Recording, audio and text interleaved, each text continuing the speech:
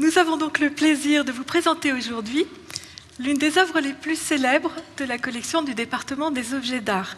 Célèbre par sa matière, par sa virtuosité et surtout par son origine fantasmée, dont elle tient depuis 2 siècles le nom de coffre d'or d'Anne d'Autriche. Certes, nous allons détruire sa légende, mais nous souhaitons surtout vous raconter notre recherche, avec ses lenteurs, près d'une dizaine d'années, ses découvertes, ses coups de chance et ses zones d'ombre. Bref, une expérience qui vaut bien, à notre avis, toutes les légendes du monde.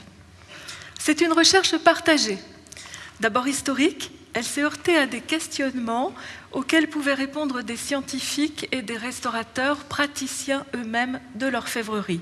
C'est pourquoi nous avons fait ce travail avec 2 paires d'yeux et 4 mains, et cette coopération entre le département des objets d'art et le Centre de recherche et de restauration des musées de France s'est révélée particulièrement fructueuse pour la résolution des questions posées par cette œuvre.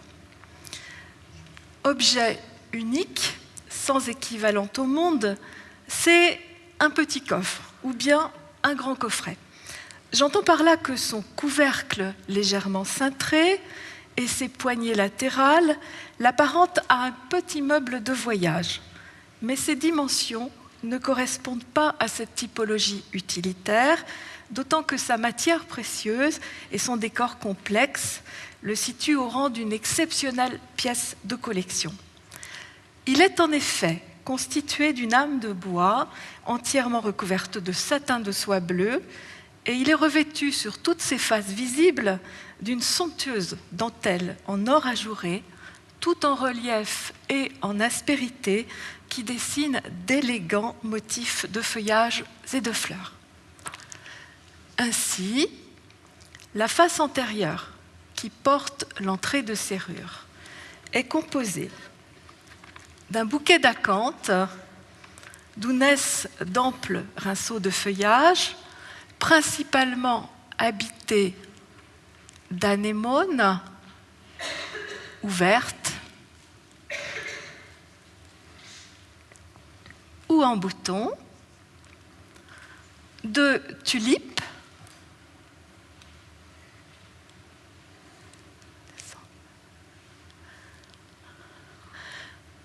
de ce ranunculus ou bouton d'or que l'on appelait sous Louis XIV bassinet, d'anémones encore, et de narcisses. Et ces fleurs donnent elles-mêmes naissance à d'autres rinceaux dans des circonvolutions qui paraissent infinies. Ces lacis sans fin sont enrichis de petits feuillages de vigne et de minuscules fleurettes agrémentées de vrilles et de tiges. Notre regard se perd dans ces enroulements ininterrompus qui restent néanmoins extrêmement lisibles, car la symétrie est de rigueur. Les mêmes fleurs apparaissent sur la totalité du coffre, parfois déclinées en plusieurs variétés, comme les tulipes. Ici. Les espèces représentées sont effectivement totalement naturalistes et nous devons remercier notre collègue Pierre Bonnord, jardinier en chef des Jardins des Tuileries, qui nous a guidés dans ces identifications. Cette résille fragile est renforcée sur toutes les arêtes par une frise de feuilles et de fleurettes. Enfin, pour achever l'étrangeté de l'ensemble, le coffre est porté par 4 pieds en or massif, en forme de pattes de lion, reposant sur 2 petits galets.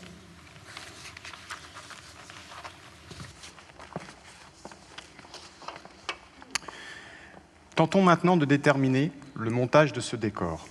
Grâce à l'étude approfondie que nous avons menée au C2RMF, par radiographie, mais également par observation au microscope électronique et fluorescence X portable, avec l'aide de nos collègues Maria Filomena Guerra et Dominique Ropsis. Bien évidemment, chaque façade, la mise en place de chaque décor, l'emplacement et la thématique de chaque motif ont été exécutés au préalable sous forme de dessin pour établir une composition harmonieuse et une mise en œuvre structurée afin de soumettre le principe au commanditaire. À l'issue de cette première présentation par croquis, des modèles en plâtre, bois, argile ou cire ont été réalisés. Le coffre est constitué de 5 faces en or ajourées, couvercle, face latérale, face antérieure et postérieure, appliquées sur une âme en chêne, essence identifiée par notre collègue Marc-André Paulin. Le terme de face intègre également les bandeaux situés sur le pourtour du couvercle. Vous voyez en fait les bandeaux qui se situent ici et qui font le pourtour du coffre. Au total, on dénombre donc au minimum 5 modes opératoires distincts de construction et de mise en place des décors. Donc les cinq modes opératoires qui ont été déterminés, vous avez la partie centrale qui se situe ici. C'est le point d'ancrage, le pivot en fait de la construction du couvercle. Ensuite, vous avez les points cardinaux qui se situent ici, ici et là. Les médians qui ont permis en fait de scinder également ce couvercle en 4 parties. Quatrième mode opératoire, ce sont tous les éléments intermédiaires de grandes sections qui se situent au niveau des fleurs. Et enfin, tous les petits éléments de finition qui ont pu, si je puis dire, reboucher en fait les trous qui se constituaient entre les éléments intermédiaires et qui constituent le couvercle de ce coffre. La radiographie permet de constater que tous ces panneaux ont été assemblés et ajustés de 2 façons distinctes et complémentaires. D'une part, par consolidation à chaud, brasure, entre les éléments de fonte qui constituent chacun de ces panneaux. Donc, on peut observer ici une petite brasure entre les 2 tiges qui permet de consolider, mais également cette petite fleur que vous avez ici, où on voit une macro-brasure, une nano-brasure qui permet de consolider l'ensemble. Il est possible de répertorier ces brasures guidées par de petites tiges situées sur certains décors. Ces ponts ou passerelles métalliques permettent une précision dans la mise en place des motifs, mais également et surtout servent à consolider la structure. D'autre part, grâce à une consolidation à froid effectuée sur le support bois à l'aide de minuscules clous d'or. Le cloutage, quant à lui, fixe, consolide et permet de définir les panneaux qui sont constitués de plusieurs modules principaux, grosses fleurs, important rinceau et feuilles d'acanthe. Pour ne citer qu'un exemple, le plateau du couvercle totalise 227 clous d'or, essentiellement localisés autour de la rosace centrale, mais également sur les axes médians, verticaux et horizontaux. Donc en fait, ces petits clous d'or se matérialisent par des points rouges, comme vous pouvez l'observer, qui se centralisent exclusivement autour de la rosace, mais qui consolident aussi les parties médianes qui se situent ici, et quelques éléments qui viennent fixer les éléments intermédiaires. Les points verts que vous avez sur tout le pourtour du couvercle, ce sont en fait les clous qui fixent d'une part la frise, mais également les bandeaux. Viennent ensuite se greffer des modules intermédiaires de comblement et de consolidation, rinceaux moyens, feuilles de vigne, qui eux-mêmes sont complétés par de petits éléments décoratifs de finition, petites fleurs, lianes et boutons. L'analyse par faisceau d'ion d'Aglaé a pu déterminer que le titre utilisé par l'orfèvre est compris entre 89,5 et 91,5% d'or, en cohérence avec le titre en vigueur à Paris et plus généralement en France sous l'Ancien Régime, compris entre 21 carats 3 quarts et 22 carats, soit entre 90,62 et 91,66% d'or, le reste étant du cuivre et de l'argent. Bien qu'il ne soit pas poinçonné, les poinçons d'or n'existent pas avant 1721 à Paris, le coffre se révèle donc bien un objet français, sans doute parisien. Explorons maintenant l'histoire de l'objet. Nous savons depuis longtemps que le coffre d'or est l'un des très rares objets d'orfèvrerie provenant des anciennes collections de la couronne. C'est donc l'un des grands rescapés de ces ordonnances de fonte qui ont régulièrement détruit depuis les guerres de religion l'ensemble de l'orfèvrerie française, y compris l'orfèvrerie royale. La vaisselle, les chapelles ou encore les meubles et accessoires mobiliers de métal précieux, si présents au XVIIe siècle dans les appartements des souverains. Le coffre n'est pas décrit dans les inventaires de Louis XIV, mais l'un de ses pieds porte gravé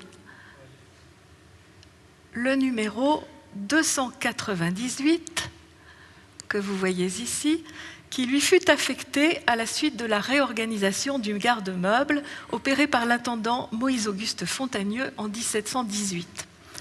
C'est curieusement au chapitre des divers meubles qu'on le trouve inscrit pour la première fois dans les inventaires royaux. 298, une très riche cassette de 16 à 17 pouces de long sur 12 pouces et demi de large et environ 10 pouces par le haut, dont le dessus et les 4 côtés sont couverts en plein de fleurs, feuillages, rinceaux, branchages et ornements d'or à jour sur fond de satin bleu. Les 2 portants et l'anneau de dessus sont d'or, ainsi que les 4 griffes qui portent la cassette, laquelle est garnie en dedans de brocart or et argent fond bleu. L'anneau, mentionné dans l'inventaire, n'a pas survécu au maniement du couvercle et l'on en distingue encore l'arrachement. Quant à l'intérieur, il n'est plus aujourd'hui garni de brocart sur fond bleu, mais d'un simple velours rouge contrecollé sur des feuilles de parchemin. Il a, néanmoins, comme vous le voyez, conservé ses clous d'or d'origine, des clous très ornementaux. Nous avons pu suivre le coffre dans les inventaires royaux successifs jusqu'à la fin de l'Ancien Régime. Il faut croire qu'on en faisait toujours usage, puisqu'en 1784, le bijoutier Ménière envisageait de déposer et remettre en couleur l'habillage d'or, nous verrons tout à l'heure ce que signifie se remettre en couleur, et de remplacer le satin. Les archives montrent qu'il recula, comme il le dit lui-même, devant la difficulté et la délicatesse de l'ouvrage. L'état du coffre n'était pas fameux. En 1788, il figure au chapitre des vases et bijoux défectueux du garde-meuble et l'on signale des ornements manquants aux 2 angles de son couvercle. Ces lacunes sont aujourd'hui masquées, comme vous allez très bientôt le voir, par des éléments en cire moulée qui ont manifestement perdu leur dorure. Arrive la période de la Révolution. Comment va-t-il passer l'épreuve ? Manifestement, il fait encore l'admiration de ses contemporains, comme le montrent ces 2 estimations, l'une de 170 000 livres en 1790, l'autre de 150 000 livres en 1791 dans l'inventaire des diamants de la couronne. On parle alors d'un chef-d'œuvre d'orfèvrerie et de goût. Et finalement, il passe les années noires de la chute de la monarchie sans subir aucune dégradation. À la Restauration, on le retrouve au palais des Tuileries, trônant dans la chambre à coucher du roi. Tremblons encore pour lui. Lors des émeutes de la Révolution de juillet 1830, il disparaît avec les pillards qui ravagent l'appartement du roi. Mais, encore un miracle, l'architecte Pierre-François Fontaine raconte dans son journal comment les voleurs, honteux de ce qu'ils avaient fait, le rapportent à l'hôtel de ville. De retour aux Tuileries, il est placé dans le salon de famille, au 1er étage, du côté du jardin. Heureusement encore, il entre au musée des souverains en 1852, bien avant l'incendie des Tuileries.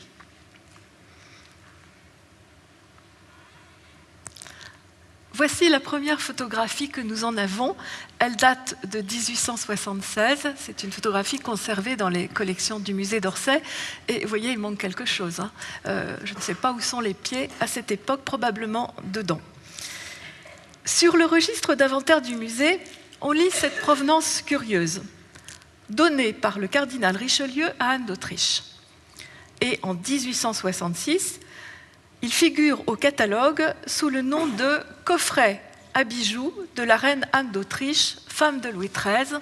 Eh bien voilà, sa légende est née. Comme on le voit, les premières hypothèses de provenance du coffre sont assez erratiques. La plus ancienne, que m'a signalée ma collègue Anne Dion, apparaît en 1839 sous la plume de l'un des journalistes du Musée des Familles en visite dans les appartements des Tuileries. Il écrit « Sur une grande console est un coffre précieux en or ciselé donné par Mazarin à Louis XIV. On ne surpassera pas aujourd'hui l'art qui brille dans ce superbe ouvrage. » Donc, récapitulons. Don de Richelieu à Anne d'Autriche, don de Mazarin à Louis XIV, collection d'Anne d'Autriche. Bien sûr, c'est l'hypothèse la plus romanesque qui va bien vite prendre le dessus. Comme l'écrivait Yves Bottineau dans son catalogue il y a à peu près 50 ans, une note d'une ancienne écriture retrouvée dans le coffre en 1830 signalait qu'il avait appartenu à Anne d'Autriche et que la reine l'avait reçu du cardinal Mazarin. Impossible de nos jours de remettre la main sur ce document. Il n'est pas indifférent que cette légende d'un doux présent de Mazarin à Anne d'Autriche soit née vers 1830, alors que le très sérieux Jules Ravenel, fermement convaincu de la réalité d'une liaison intime entre la reine et son ministre, publiait leur correspondance. Vous savez combien l'historiographie romantique a fortement joué de ce couple d'étrangers manipulateurs, l'espagnol et l'italien, que l'on opposait au couple vertueux formé par Louis XIII et Richelieu. Pour nous, cette question de la provenance est cruciale, car son enjeu est bien la datation du coffret. La tradition le situerait donc dans une fourchette comprise entre 1643, la mort de Louis XIII, et 1661, la mort de Mazarin. C'est très séduisant, mais ça ne résiste pas à la réalité documentaire. L'inventaire après décès d'Anne d'Autriche ne décrit aucun coffre comparable et il faut attendre le règne de Louis XIV pour trouver le premier témoin fiable de la présence du coffre dans les collections royales. Ce témoin, c'est l'architecte suédois Nicodème Tessin, qui visite Versailles en 1687 et y admire, dit-il, un coffre d'or à jour d'un excellent ouvrage qui était alors placé sur une table dans l'un des cabinets du petit appartement de Louis XIV sur le parcours menant à la galerie des bijoux. Le coffre serait-il donc plus tardif qu'on ne l'a dit ? Une récente découverte dans un volume du Journal des Pierreries du Roi, conservé aux archives du ministère des Affaires étrangères, est venue confirmer notre hypothèse. On y trouve le paiement par le Trésor royal, au printemps 1676, de pierres précieuses récemment acquises, des étuis qui leur étaient destinés, et d'une somme de 11 093 livres pour un coffre d'or pour enfermer toutes les parures. Alors je vous lis le détail. Pour un coffre d'or pour enfermer donc toutes les dites parures, savoir 18 marcs, une once, 3 gros d'or à 50 livres l'once, pour la façon, c'est-à-dire ce qui était le prix du travail de l'orfèvre, pour la marque, les impôts qui étaient payés sur l'or, et pour la doublure de velours, brocart et autres étoffes, et une cassette pour l'enfermer. Ce qui veut dire que notre coffre se trouvait autrefois présenté dans une cassette qui probablement était aux armes du roi. Le tout donc faisant 11 093 livres. Le poids d'or mentionné dans le registre correspondrait aujourd'hui à environ 4,5 kg d'or. Le poids total du coffre d'or avec l'or, le bois, les charnières, la serrure, l'habillage de textile est aujourd'hui de 8,9 kg. Et pour votre information, chacun des pieds pèse environ 100 grammes d'or. Revenons un petit peu sur ces parures mentionnées dans les documents. On appelait ainsi les ensembles de pierreries assorties de diamants, de pierres de couleur ou de perles, portés par le roi sur ses costumes de cour. Des boutons, des boutonnières à brandebourgs, des jarretières, des crochets à chapeau, des épaulettes, des ferrets, des écuyettes, des boucles de souliers. D'ailleurs, on peut s'arrêter sur les souliers portés par Louis XIV dans le grand portrait de Rigaud qui est actuellement présenté dans les nouvelles salles du département des objets d'art. Vous voyez de très beaux diamants sur les chaussures du roi. Complétées par les acquisitions ultérieures de Louis XIV, les parures furent inventoriées en 1691. Les plus importantes totalisaient alors plus de 200 pierreries. Sans doute, le coffre était-il déjà incapable d'en contenir la totalité, mais du moins pouvait-il encore participer au plaisir du roi à les montrer et à les prêter aux membres de la famille royale, comme il le faisait souvent. D'ailleurs, le coffre d'or fut régulièrement entretenu jusqu'à la mort du roi. En 1687, par exemple, l'orfèvre Pierre Le Tessier de Montarcy fut chargé de doubler l'intérieur du coffre de velours contrecollé de vélin et de recouvrir de brocart d'or certains des écrins des parures. En 1788 encore, à la veille de la Révolution, le coffre contenait quelques écrins renfermant 166 roses et 31 rubis. Arrêtons-nous maintenant sur le style de cet étonnant habillage d'or qui mêle en toute harmonie des fleurs naturalistes avec de puissants rinceaux d'acanthe. De telles associations d'éléments floraux et d'ornements inspirés de l'Antiquité classique n'étaient pas si rares dans les années 1660-1680. Elles sont présentes, comme vous le voyez, dans les somptueuses marqueteries Boulle et sous la forme de nombreux bandeaux de rinceaux dans les gravures d'ornements de cette époque. L'effet saisissant du coffre d'or repose sur ce foisonnement, à cette différence que la composition est structurée en panneaux et non en frises et se distingue par son minuscule module. On en retrouve précisément l'esprit dans les recueils de modèles publiés à Paris par l'orfèvre Thomas le Juge en 1676. 1676 qui est l'année du paiement du coffre. Ce graveur inventa des modèles de bijoux qui mêlaient d'élégantes compositions d'acanthe à des fleurs au naturel exécutées avec une grande minutie. On y retrouve les minuscules vrilles du coffre d'or, ces délicates feuilles de vigne, ces rinceaux développés autour d'une fleur qui engendrent elles-mêmes de nouvelles volutes, un modèle bien sûr hérité de l'Antiquité. Thomas le Juge n'est connu que parce qu'il a signé ses planches. Il s'était spécialisé dans les petits objets en or, les bijoux et les boîtiers de montres. Comme beaucoup de ses homologues bijoutiers, c'était un protestant. Et il baignait dans un milieu largement issu de l'immigration allemande et flamande. Les œuvres de ces bijoutiers parisiens, portées par une inspiration nettement ornementale, se démarquaient sensiblement de l'orfèvrerie plus officielle et du mobilier d'argent créé à la Galerie du Louvre et au Gobelin, des œuvres fortement sculpturales aux thématiques politiques. Vous voyez ici un des chenets du mobilier d'argent du roi, et vous comprenez que cet enfant qui tient la couronne et qui est posé sur le monde a bien sûr une autre signification que les rinceaux du coffre d'or. Cette très discrète production d'orfèvrerie d'or n'a pas été assez prise en compte par l'historiographie. Et les orfèvres en or sont tombés dans l'oubli d'autant plus facilement qu'ils ne signaient et ne poinçonnaient jamais leurs travaux. Le coffre serait-il donc un travail de bijoutier ? Au cours de la restauration menée par Anne-Cécile Viseux et suivie au C2RMF par Roberta Cortopassi, responsable de la filière des arts décoratifs, il nous a été possible d'observer en détail la palette des techniques maîtrisées par l'auteur du coffre. Le jeu de symétrie florale observé sur les faces du coffre, fruit d'un travail de superposition et de juxtaposition des décors, a été mis en œuvre par fonte et ciselure. Ces opérations de fabrication, qui relèvent du domaine de l'orfèvrerie, ne se sont accompagnées de techniques issues de la joaillerie et de la gravure. Ces dernières se matérialisent d'une part par des étapes de consolidation structurelle et par des rendus de surface d'autre part.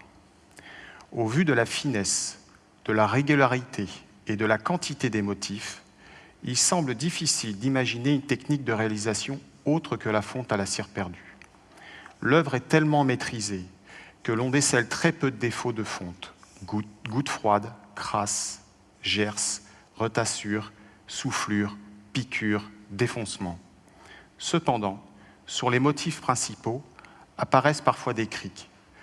Ce phénomène résulte de la discontinuité de la matière, refroidissement hétérogène, et se présente sous forme d'une fente longiligne de profil irrégulier, provoquée par une coulée trop lente et ou trop froide.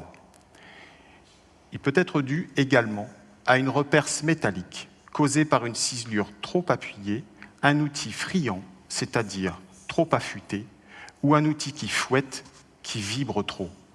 Ce défaut structurel se matérialise par un métal crevé dans le jargon d'atelier, c'est-à-dire un métal qui laisse passer le jour.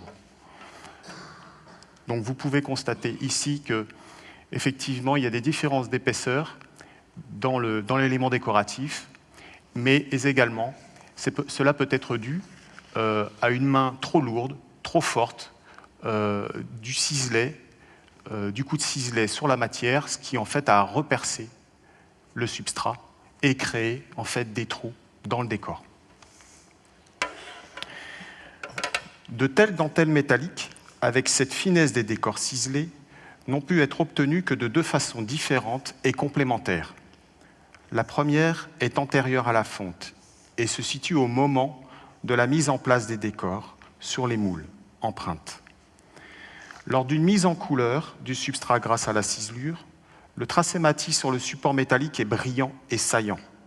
Cette particularité est le résultat du mariage entre l'outil et le modèle, de l'impact entre le ciselet et la surface métallique, la légèreté, la nervosité, la souplesse, la précision guidée par la main qui donne naissance au décor. Grâce au microscope, on constate que les fonds des décors sont parfois squameux, granuleux ou cratérisés. Cela semble indiquer qu'il n'y a pas eu de reprise de ciselure importante après la fonte, mais que ces éléments ont été créés directement dans les modèles avec des outils de ciseleur, graveur, joaillier ou tout autre outillage adapté. Divers ciselets ont pu être utilisés pour la mise en forme, les contours, les délimitations et les détails. Les fonds, quant à eux, s'avèrent en outre travaillés avec d'autres types d'outils, tantôt rustiques, tantôt élaborés, émanant d'autres techniques que la ciselure. Ainsi, l'on constate que les pistils, stigmates, anthères et étamines de certaines fleurs, de forme ronde, sont très réguliers et homogènes en volume. Ce rendu peut être obtenu par deux procédés distincts, soit à l'aide d'un perloir, outil de ciselure servant à arrondir les perles, soit à l'aide d'un bouloir utilisé en bijouterie-joaillerie pour bomber l'extrémité des griffes et sertir la pierre précieuse. Donc, vous pouvez constater que sur ces images, nous avons ces petits décors qui se situent au cœur en fait, de la fleur, où l'outil de forme ronde, c'est-à-dire de forme concave, a servi à mettre en forme les petites boules, mais également un bouloir. C'est un outil qu'on utilise dans le domaine du sertissage et qui permet de bouler en fait, l'extrémité des griffes pour sertir les pierres précieuses. C'est la finition en fait, de la griffe. Certaines tiges constituant notamment les grands rinceaux, ainsi que les feuilles de vigne, présentent des motifs symétriques, réguliers et denses, qui semblent avoir été exécutés à l'aide de molettes de ciseleurs qui s'apparentent aux molettes de tourneurs, mais en miniature. Nous pouvons le voir ici, notamment, ces décors sur les fleurs de vigne, où vous avez en fait une partie totalement homogène, régulière, avec un impact dans le métal qui est homogène sur toute la surface. Il est possible que d'autres outils aient été utilisés pour ces types de motifs, par exemple des grattoirs. Certains motifs visibles sur les fleurs, rinceaux et vrilles, pourraient relever de la gravure plutôt que de la ciselure. même si cela n'est pas flagrant. Enfin, l'artiste a pu aussi utiliser tout simplement des outils en bois. Cette alternative est à prendre en compte, car elle implique une mise en forme rapide et peu fastidieuse, et parfois d'une réelle précision. L'auteur du coffre était certes un orfèvre, probablement un ciseleur, certainement un bijoutier, mais assurément un maître de son art. Le paiement de 1676 était libellé au nom d'une certaine Suzanne le Jeune, veuve de Jean Pitan, orfèvre ordinaire du roi, qui venait de mourir le 5 février précédent. Ce grand orfèvre parisien, actif depuis la fin des années 1630, était en effet l'un des fournisseurs attitrés de la couronne. Son rôle consistait à importer et négocier les diamants, pierreries, buffets d'or et boîtes à portraits destinées au roi lui-même ou à ses présents diplomatiques. Vous avez ici la boîte à portraits de Louis XIV, récemment acquise par le Louvre en 2009, et dont nous avons pu faire l'étude et qui a été fournie justement par Pitan en 1668 précisément. C'est Pitan aussi qui avait fourni en 1665 les 84 mares d'or, c'est-à-dire les 21 kilos d'or avec lesquels l'orfèvre Jean Gravet confectionna la grande nef d'or de Louis XIV, disparue aujourd'hui, comme vous le savez, mais que l'on voit peinte au plafond du Salon de l'Abondance à Versailles. C'est encore Pitan qui avait en partie financé les voyages du célèbre tavernier en Inde, au retour desquels la collection des diamants du roi s'était considérablement accrue. À la fin de sa carrière, Pitan n'était plus réellement un orfèvre, mais plutôt ce qu'on appelait un joaillier, c'est-à-dire un négociant. Il ne pouvait donc pas avoir lui-même exécuté le coffre. Mais à qui l'avait-il acheté? Ou par qui l'avait-il fait faire? Saura-t-on jamais comment fut exécuté ce travail? Combien de temps a-t-il pu prendre? Combien d'ouvriers ont-ils été impliqués dans cette importante commande? À l'examen, le travail se révèle d'une remarquable cohérence. Nous avons pu constater sous microscope que certains décors, surtout les principaux en taille et en volume, ont peut-être été utilisés sujets à des reprises de ciselures après la fonte. Ces motifs visibles sur les grandes fleurs sont retravaillés essentiellement au ciselé clair afin d'accentuer les protubérances, les déliés des cœurs et des pétales et les détails des nervures. Des perloirs pour certains cœurs de fleurs, des bouges ou des biais pour intensifier les refends ou séparation entre les pétales, des gaudrons noirs pour renforcer le retroussi de ces derniers. Donc, sur cette fleur, nous pouvons apercevoir en fait plusieurs techniques différentes, notamment au niveau des retroussis, des refends au niveau des feuilles. Il y a aussi une reprise au niveau des éventuels bouloirs ou perloirs sur sur le cœur de la fleur, mais vous pouvez apercevoir aussi sur tout le pourtour de la fleur, au-delà de la ciselure et de la révélation, en fait, toute la coloration, que nous vous donnerons après l'explication, mais sur cette technique de retroussis et de ciselure de la fleur, nous avons un peu toutes les techniques de repoussage et de mise en forme. Aussi, les côtes repoussées paraissent plus travaillées, peut-être dans le but de les détacher du reste du panneau. Cette lisibilité était certainement à l'origine soutenue par des effets de couleur. Quelques-unes des grandes fleurs, notamment, sur la face antérieure, présentent encore de légères traces d'une coloration rouge. Donc cette coloration rouge que l'on retrouve, comme vous pouvez le constater, sur cet élément, où vous avez une coloration qui est au départ rouge et violacée. C'est une technique de coloration que l'on utilisait en fait sur l'or avec de l'oxyde de fer. Et on retrouve cette coloration essentiellement sur la face antérieure et pratiquement sur toutes les grandes fleurs.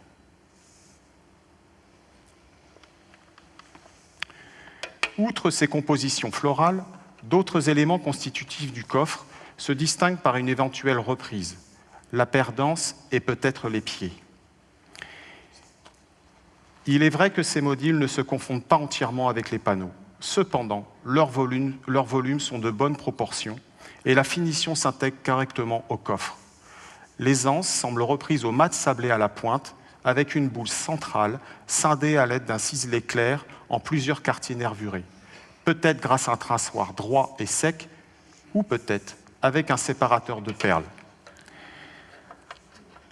Donc, vous avez le détail de l'anse qui se situe ici. Là, nous avons en fait un mat sablé à la pointe, qui semble être un mat sablé à la pointe, et vous avez le centre en fait de l'anse qui est en fait scindé par un traçard droit et sec, ou avec un refend, un travail à refendre en fait, un ciselet à refendre.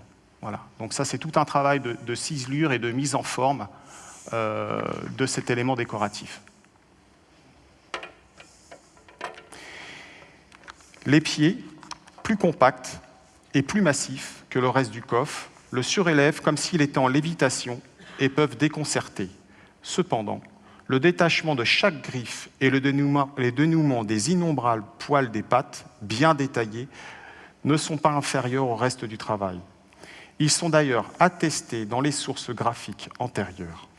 En 1663, des pieds analogues complètent une horloge de table sur la planche de titre du livre des ouvrages d'orfèvrerie de l'orfèvre parisien Gilles Légaré. Voici les pattes, les pieds qui se situent ici. Voilà. Qui correspondent au pied du coffre. L'analyse scientifique et technique tend à démontrer que ce travail de haute volée, d'une maîtrise éblouissante et d'une harmonie fabuleuse, fut réalisé par un unique artisan. On y décèle peu d'erreurs techniques, aussi minimes soient-elles. Pas d'hésitation sur le rendu, la finition, la légèreté, la nervosité, la densité des décors qui pourraient indiquer que plusieurs ciseleurs aient collaboré. Au contraire, toutes les faces présentent la même symétrie, la même homogénéité, même si nous ne comprenons pas toujours les différences de densité du métal sur les faces latérales. Donc, sur ces faces latérales, vous pouvez constater qu'il y a une différence de colorométrie. En fait, tout simplement, c'est que entre la partie sommitale et le soubassement, il faut savoir que les parties claires, dans la lecture d'une radiographie, et en fait, l'épaisseur du substrat est beaucoup plus importante. Donc en fait, toute la partie inférieure